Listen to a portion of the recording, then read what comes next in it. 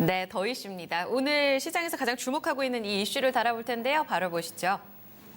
네, 오늘 내용은 이 북한과 미국이 다시 만나는 이 북미 실무 협상 재개 관전 포인트와 전략을 알아보겠습니다. 현지 시간 4일입니다. 이제 북미 대표단 예비 접촉 5일 본협상을 위해서 두 대표단이 스웨덴 스톡홀름에서 머리를 맞대게 되고요. 판문점 회동 98일 만에 만나게 됩니다. 지금 협상 전 분위기는 괜찮은데 기싸움이 예상이 되죠. 특히 지난 1일 북한 쪽에서는 실무 협상 재개를 알리고 13시간 만에 미국의 SLBM 신형 잠수함 탄도 미사일을 발사하면서 지금 미국을 압박하고 있는 상황입니다.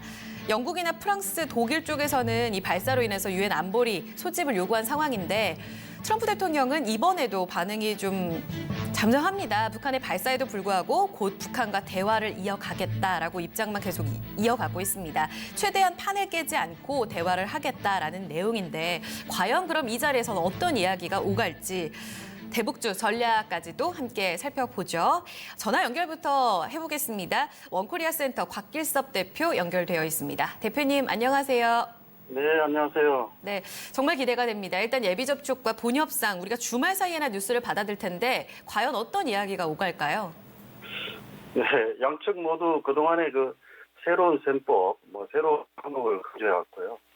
특히 김명길 대표가 회담장으로 떠나면서 미국 측에게 새로운 신호가 있었다. 큰 기대와 낙관을 가진다. 이렇게 말했기 때문에 지금 기대가 많은 것도 사실입니다. 그렇지만 저는 좀 조심스럽습니다.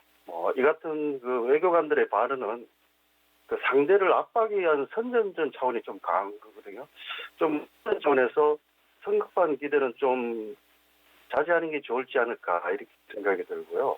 양측은 일단 초반부터 획기적인 안을 내놓기보다는 일단 탐색전을 좀 먼저 하지 않을까 이렇게 생각했습니다. 일단 원론적 입장부터 개진을 하고 어떤 상대방의 수를 보는 그 양보를 촉구하는 이런 식으로 진행이 되지 않을까 이렇게 생각합니다. 좀 더 구체적으로 이야기해 보면 그 미국은 그 완전한 비핵화를 계속 강조했죠. 그래서 비핵화의 이거를 위해서는 비핵화의 그 전 과정을 어떻게 담을 수 있는 로드맵이 정말 필요하거든요. 그래서 이런 로드맵에 아주 우선을 두지 않을까 이런 게 생각이 되고요. 이하고 달리 북은 그동안 아주 단계적이고 동시적인 이런 상응 조치를 아주 계속 강조를 했죠. 그래서 지난해 6.12 미국 정상회담에서 합의한 내용에 대해서 상당히 자부심을 가졌었는데 그에 대해서 새로운 진척이 없는 이런 동향에 대해서 여러 이야기를 해왔습니다. 그래서 저는 북한은 이런 지난해 미국 정상회담에서 합의한 그 새로운 북미 관계 수립, 한반도 평화 구축 이런 문제를 아주 본격적으로 좀 협의해 나가는 데 주안을 두지 않을까 이렇게 생각이 됩니다. 그래서 결론적으로 보면은 어떤 협상 국면에 들어갔으면 본격적인 협상 국면에 들어가면은 한번 노딜 이번 베트남 하노이에서의 노딜 미국의 영변 플러스 알파 요구하고 북한의 그 대북제재 해제가 완전히 정면 충돌하지 않았습니까? 그에 대한 어떤 새로운 그 접점을 모색하는데 서로가 주력을 할 것으로 저는 그렇게 생각이 됩니다. 네, 과연 좁혀질 수 있을까요? 각 측의 입장에 대해서도 좀 설명을 해주세요. 예. 좀 여러분들도 잘 아시겠지만 북한은 일단 표면적으로는 아주 최대 안전 보장을 강조하고 있습니다. 그렇지만 내심을 가만히 들여다보면은 제재 완화가 급한 문제입니다. 제재 완화가 일단 가장 큰 목표라고 저는 판단이 됩니다. 그래서 오랫동안 그 대북 제재가 지속됐기 때문에 경제난뿐만 아니라 김정은의 비자금들 지금 고갈되고 있다는 판단이 서고 있고요. 특히 제가 주목하는 것은 김정은이가 가장 야심차게 추진적인 원산 갈마 관광 특구가 주목이 되면 됩니다. 개장일이 이제 내년 4월 15일인데 일단 지금부터 분위기를 만들어 나가지 않으면 내년 4월에 어떤 텅 빈 리조트가 되지 않을까 이런 생각도 들거든요. 그래서 저는 실수로 시간은 북한 편이다 하고 우리 북한의 김정은 계속 이야기는 하고 있지만은 갈수록 운신의 폭은 좁아들지 않을까 이런 저는 생각이 듭니다. 그래서 이러한 것들을 잘 활용하면서 미국은 어떤 완전한 비핵화를 달성하기 위해서 선비핵화 후 제재 완칙은 제가 계속 고수해 나갈 거로 저는 봅니다. 그렇지만은 내년도 그 트럼프의 캠페인이 또 본격화되지 않습니까? 트럼프 입장에서는 레토릭 선거가 아주 절실한 시기죠. 그래서 어떤 형태라든지 양보를 통해서 어떤 접점을 모색할 가능성은 저는 크다고 봅니다.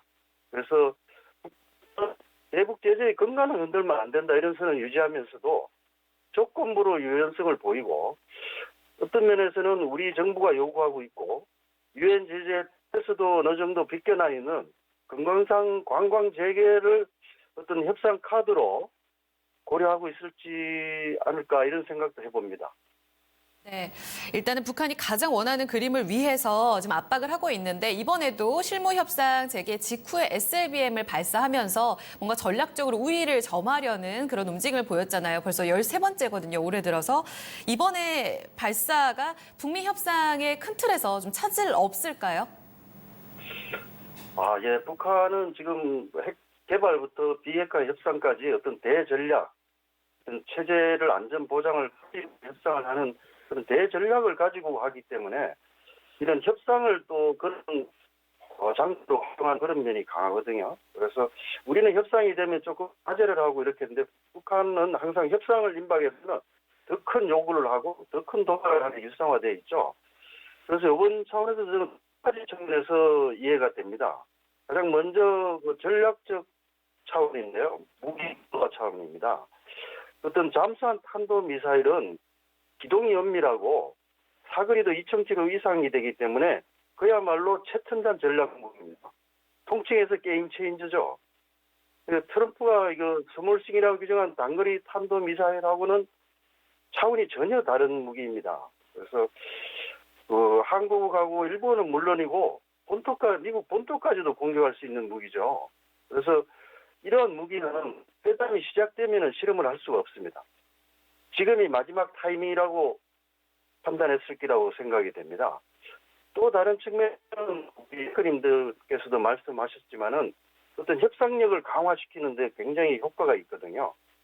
어떤 일본과 미국을 타결할 수 있는 핵무기를 보유했다는 것들을 협상 직전에 공개를 하면은 어떤 상대 관련국들의 반응이라든지 이런 걸 타진해 볼 수도 있고요. 좀 더 나가서는 협상장에서 어떤 고지도 선점할 수 있는 그런 효과가 있다고 저는 생각합니다. 이건 굉장히 다목적적이고 고도의 포석이라고 저는 평가됩니다. 이번에 회담에 직접적 영향은 없을 거다, 뭐 이렇게 보시는 것 같아요. 각 측의 입장과 함께 흐름들을 짚어봤는데 좋은 결과를 좀 기대해 봐야겠습니다. 대표님 오늘 말씀 여기까지 드릴게요. 감사합니다. 예, 고맙습니다. 네. 이어서 전략적인 측면도 점검해 드릴게요. 한규수 전문가 나와 계십니다. 전문가님, 오늘 대북주가요. 사실 하락으로 출발됐다가 시세가 좀 들쑥날쑥합니다. 먼저 시세부터 좀 쭉 짚어주세요. 최근에 이제 대북 관련주들 조금씩 올라오죠. 예. 시장이 안 좋은 상태에서 종목들이 좀 올라오다 보니까 우리 시청자들 좀 관심이 좀 많으실 것 같은데 일단 최근에 10월 달 들어서 최근 남북 경협주들의 흐름이 어떻는지 그림을 보면서 잠깐 좀 살펴보도록 하겠습니다.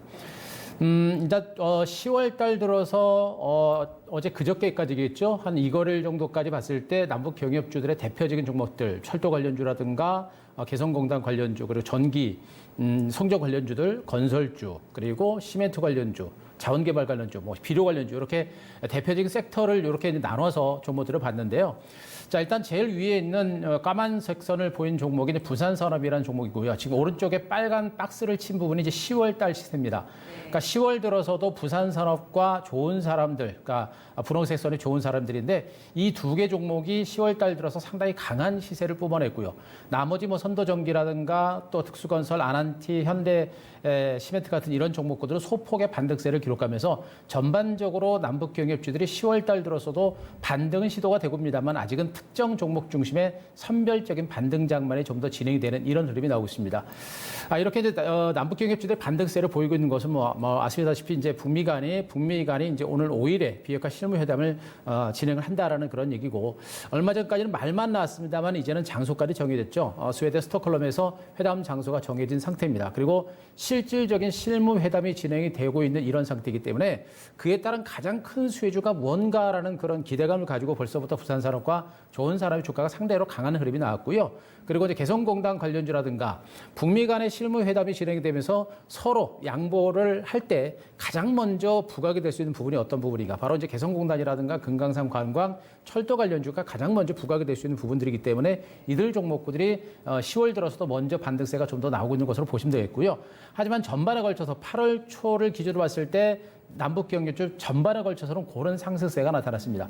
두 번째 그림을 한번 보시게 되면요. 그 8월 달 이후에 남북경협주 대표주들의 시세를 보시게 되면 마찬가지로 지금 현재 지난 8월 달에 대부분의 남북경협주들이 대바닥을 찍고 모든 종목군들, 이제 빨간색 선으로 동그랗게 친 부분이 바닥권이죠. 여기서부터 대부분의 남북경협주들이 동반해서 반등이 시작이 됐습니다. 그러다가 9월 초에 들어서서 시세 분출이 본격화되기 시작하는데 가장 위에 있는 검정색 선 역시 부산산업이죠. 철도 관련주가 대장주 역할하면서 가장 큰 시세를 나타냈고 그리고 역시 이제 지난해 대장주 역할했던 종목군들이 철도였는데 두 번째로 대장주 역할했던 종목이 시멘트입니다. 바로 이제 두 번째 한일 현대시멘트가 역시 강한 반등세를 연출한 것이 보일 겁니다. 그 아래로 선도전기라든가 아란티 같은 이런 종목들 그리고 이제 유상증자 때문에 급락세를 보였던 좋은 사람들도 낙폭이 큰 상태에서 역시 수혜의 폭이 크다 보니까 분홍색 선으로 강한 반등세가 나타나고 있는 좋은 사람들의 흐름들도 상당히 강하게 나타나고 있는 걸 보이실 거예요. 결론적으로 봤을 때 남북 경협주들은 지난 8월 달에 저점을 찍고 모든 종목이 동반 반등에 나서는 모습이고 대장주격의 부산산업을 비롯한 철도 관련주가 부각이 되고 있습니다. 그리고 개성공단 관련주가 빠르게 따라가는 형태고 현대시멘트를 비롯한 시멘트 관련주 그리고 이제 송전 관련주들 이런 종목들이 동반해서 반등세를 기록하고 있는 모습으로서 남북 경협주들은 일단 움직이면 모든 종목이 같이 방향성을 갖추고 같이 움직인다라는 흐름들을 우리가 읽어내실 수 있을 것 같습니다. 확실히 반등을 하는 건 맞는데 그럼 그 시세를 누가 이끄느냐도 굉장히 중요할 그렇죠. 것 같거든요. 수급 상황은 어떤가요? 일단 수급 상황을 우리 시청자 여러분들이 보셔야 되는데 이 테마주 이슈주들은요, 기관과 외국인들의 수급 상황이 그렇게 눈에 띄게 들어오지는 않습니다. 보통 이제 수급이라고 하면은 뭐 개인 수급들도 뭐 그 수급이라고 말씀하십니다만 대체적으로 기관과 외국인들의 수급 상황이 중요한 부분들인데, 말씀드렸듯이 이슈주라든가 등치가 작은 종목군들은 이슈적인 부분들이 좀 없기 때문에 수급을 보기가 좀 쉽진 않아요. 다만 이 대북 관련주들 중에서 대형주들 있죠. 현대로템이라든가 현대건설이라든가 현대산업개발이라든가 이런 종목군들이 대형주 밴드하는 종목들이기 때문에 그나마 수급이 조금 있습니다. 하지만 이들 종목군들도 수급적인 측면에서는 그렇게 구체화되지는 않아요. 그래서 종목별로 약간씩 차이가 있다는 부분들을 꼭 체크를 좀 하셔야 될 것 같고요. 일단은 기관과 외국인들의 수급보다는 이제 모멘텀이라든가 이슈를 중심으로 먼저 보셔야 될 것 같은데 종목을 한번 보겠습니다. 부산산업의 최근에 이제 일별 수급 동향과 수급 동향을 보시는데 지금 맨 하단에 있는 그 그림이 검정색 선이 주가 흐름입니다. 부산산업의 최근 주가 흐름인데 지난 9월 초부터 해가 주가가 빠르게 좀 움직이고 있는 게 이제 보이실 거예요. 그 사이에 빨간색 선이 외국인 수급 동향이고 녹색 선이 기관들입니다. 자, 외국인 투자가들만 최근에 주가가 올라갈 때 조금 반등가 떨어진 구간에서 저가 매수에 들어온 외국인들의 매수가 좀 들어온 부분이고요. 그 이전부터 올라갔을 때 기관들은 또 물량을 털어내는 형태입니다. 그러니까 부산산업 같은 대표적인 대장주임에도 불구하고 기관과 외국인들의 수급은 그때그때 방향에 따라서 단기 매매 전략으로 일관하는 그런 형태가 되고 있습니다. 주가는 방향을 잡고 있습니다만 수급적인 측면에서는 기관하고 외국인들은 단기성 매매 성향을 보이고 있기 때문에 이런 수급을 보면서 우리 시청자 여러분들이 수급을 보고 따라갈 형태는 아니라는 얘기예요. 결국엔 모멘텀과 재료를 보고 우리가 따라가야 된다는 얘기입니다. 그래서 수급을 보고 대응해서는 안 된다는 거 말씀드리고요. 두 번째가 현대로템이라는 종목인데 이 종목은 그래도 대형주 매매의 종목이기 때문에 기관과 외국인들이 많이 선호할 수 있습니다. 역시 맨 하단에 검정색 라인이 바로 이제 주가 흐름을 보이고 있는 건데 주가는 이제 8월 중순부터 8월 하순부터 미미하게 조금씩 올라가는 형태입니다. 반등폭은 그렇게 크지 않습니다. 그 와중에 녹색 선을 중심으로 기관 매수가 들어오면서 주가 반등을 이끌어냈고요. 그리고 그 기관의 매수에 의한 반등세가 나타날 때 외국인들은 계속해서 물량을 털어내는 형태입니다. 결국에 주가가 올라가도 뭐 일부 기관은 사는데 일부 외국인은 파는 이런 형태가 되기 때문에 수급으로 이 종목 방향을 예측하기는 좀 어려운 상태예요. 결국은 아직은 대장주 역할을 하지는 못하고 있는 상태이기 때문에 수급을 보고 쫓아갈 때는 단계는 아니고요. 다만 철도 관련주의 반등세가 좀 더 가속화되게 되면 현대로템도 대형주지만 나중에 따라갈 수 있는 그런 모멘텀은 분명히 있는 부분이기 때문에 수급보다는 모멘텀을 중심으로 살아있다는 거 그걸 보시 바라고요. 자, 세 번째 현대 엘리베이터도 대표적인 대형주 중심의 종목입니다. 자, 이 종목도 맨 하단에 이제 검정색 라인을 중심으로 주가 흐름인데요. 8월 초순부터 종목은 미미하게나마 꾸준하게 올라갔습니다. 그러니까 다른 앞서 말했던 뭐 현대 로템이라든가 또 일부 이제 현대 현대 시멘트라든가 현대건설이라든가 이런 대형주들보다도 이 종목이 조금 더 주가 반등이 좀 강해요. 이 얘기는 뭐냐면 대형주들 중에서도 이 대북주들 중에서도 이 종목의 주가가 상대적으로 강하다. 수익폭이 크다라는 것이겠죠. 바로 이제 금강산 관광과 관련된 대표적인 수혜주기 때문입니다. 자, 이 종목도 마찬가지예요. 이미 주가가 올라가기 전부터 외국인들은 빨간색 선을 중심으로 꾸준하게 매수가 들어옵니다. 그 와중에 기관들은 물량을 털어내는 형태가 되죠.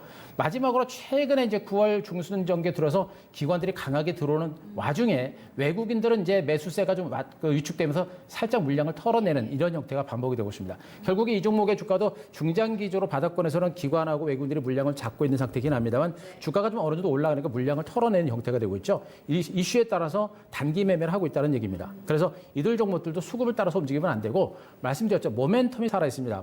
북한과 미국 간의 회담이 이어지고 북한에 대한 제재가 완화가 되게 되면 남북 경협이 이루어질 수도 있고 그에 따라 수혜주라는 측면에서 살아있는 이런 형태이기 때문에 수급적인 측면보다는 모멘텀을 보고 우리가 매매를 하는 게 맞다라는 거 그거 다시 한번 말씀드리겠습니다. 그러면은 지금은 그 모멘텀이 딱 눈앞에 나와 있는 상황이잖아요. 그쵸? 이번에 결과를 예단을 할 수가 없는데 내용을 보면서 전략을 짜야 될 것 같거든요. 어떻게 좀 시나리오별로 전략을 짤까요? 이 이슈주들은 우리 시청자들한테 매매가 굉장히 어려워요. 네. 매매가 어렵습니다. 그래서 말씀드렸듯이 중간에 뭐 이슈에서 주가가 올라가게 되면 기관의 외국인들이 물량을 털고 또 수급을 보고 쫓아가다 보면 또 그것도 매매가 또 안 되는 경우가 많아서 수급이라든가 이런 걸 보지 마시고 이슈를 보시고 대응하시되 중간중간에 나오는 이슈에 대해서는 우리가 신경을 쓰시면 안 돼요. 이슈주들은 결과를 보고 대응을 하는 겁니다. 그래서 일단 이슈주는 기대감을 먹고 사는 섹터다라고 보시면 돼요. 그러니까 북한하고 미국이 만난다는 것 자체를 우리가 분명히 보고 있고 북한하고 미국이 만난다는 얘기는 북한에 대한 제재를 완화하는 어떤 대책을 내놓기 위한 만남이 되는 것이겠죠. 그래서 북한하고 미국의 위치를 봤을 때 북한은 경제 제재 해제를 빨리빨리 원하는 상태고 미국의 경우는 북한의 비핵화를 이끌어내서 트럼프가 재선에 성공하는 것을 지금 목표를 하고 있는 겁니다. 둘 다 원하는 게 있단 말이에요. 그래서 만나는 거고 만난다라는 자체는 뭔가 기대감이 있기 때문에 가능성이 있기 때문에 만나는 겁니다. 그 얘기는 결국에는 남북 경협이라는 재료가 살아있다라는 얘기가 되고 재료가 살아있는 상태에서는 주가 상승세가 나올 수 있는 가능성이 여전히 크다고 보시면 되겠죠. 중간중간에 트럼프가 무슨 얘기하고 미사일 쏘고 이런 것들은 우리가 크게 신경 쓸 만한 부분들은 아니에요. 그래서 그런 부분들은 신경 쓰시면 안 될 것 같습니다. 그래서 결국에는 지금 현재까지 북한의 실무회담이 북한과 미국 간의 실무회담이 진행이 된다. 그리고 실무회담이 진행되고 나서 정상회담까지 간다라고 한다면 그때까지는 대북주의 시세는 계속해서 살아 움직일 가능성이 굉장히 높아요. 지금으로서는 그 가능성이 매우 높죠. 그렇게 되면 지금 대북 관련을 우리가 매도할 게 아니라 홀딩하는 전략이 좋겠고 오히려 저가 매수가 계속 필요하다. 이렇게 보시면 될 것 같고 역시 대장주 맥락의 종목은 철도주가로 보시면 될 것 같아요. 오늘은 지금 일부 이제 신성통상이라든가 남강통원 이런 종목이 강세를 보이고 있습니다만 여전히 대장주 맥락에는 철도 관련주입니다. 그러니까 부산산업과 푸른기술, 에코마이스터, 대하티아 같은 이러한 철도 관련주가 대장주 역할을 하기 때문에 이들 종목에 대해서 부산산업 같은 종목에 대해서 조정을 이용해 계속해서 분할 매수 관점의 대응 전략이 필요한 쪽으로 보시면 될 것 같고요. 최근에 좋은 사람들은 유상증자라는 재료 때문에 많이 빠졌다가 좀 올라가고 있는데 유상증자가 좀 부담이 될 것 같아요. 그래서 그 좋은 사람들보다는 오히려 최근에 들어올랐고 대장주 맨날 썼던 현대시멘트라든가 그리고 현대레비터 그리고 이제 자원개발 중에서 포스코엠텍이 오늘 3% 강세인데 포스코엠텍도 굉장히 주목을 해볼 만한 종목입니다. 그래서 이러한 부산산업, 현대시멘트, 현대베리터, 포스코엠텍 같은 이러한 대표적인 종목에 대해서 우리가 관심을 갖고 저가 매수는 분명히 미국과 북한 간의 정상회담이라는 기대감이 살아있는 선까지는 이들 종목에 대한 관심, 저가 매수는 아직은 유효하다. 이렇게 정리를 해줄 수 있을 것 같습니다. 전략 잘 들었습니다. 감사합니다.